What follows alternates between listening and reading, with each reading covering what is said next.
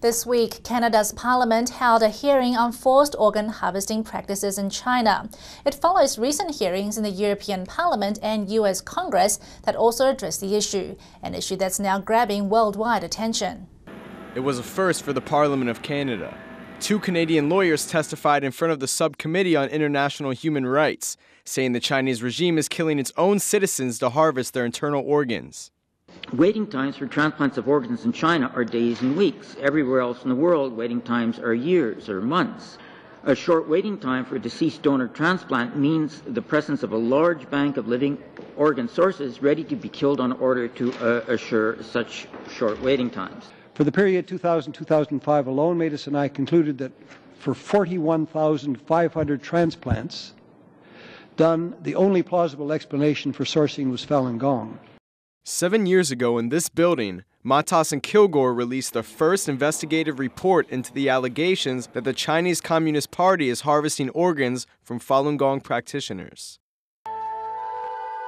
In 1999, communist authorities began a nationwide campaign to suppress this popular meditation and Qigong practice. For doing this, at least 70 million Chinese citizens were condemned and marginalized.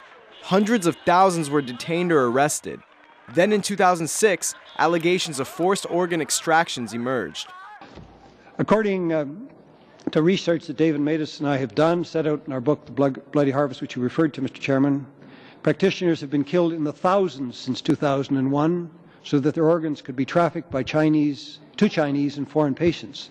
The book written by Matas and Kilgour is gaining influence in the international community. They've collected enough circumstantial evidence that any government would want to clear its name by demonstrating that this is not the case, that in fact their assertions are wrong. And the Chinese government does not do this, which is very, very odd behavior. And Matas suggests this may relate to Canadians more directly. A Chinese state-run oil company that's been involved in persecuting Falun Gong practitioners has set up shop in Canada.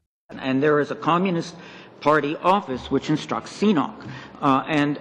There is a part of the Communist Party that's responsible for the persecution or the repression of Falun Gong called the 610 office, named after the date it was established, June 10, 1999.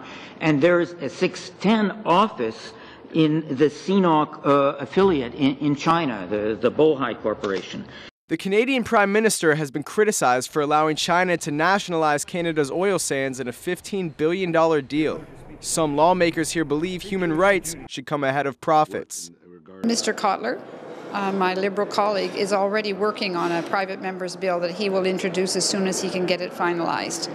It would send a very strong message that Canada is going to stand up for human rights and is going to stand up and defend people who are clearly being persecuted and abused. NTD News, Ottawa.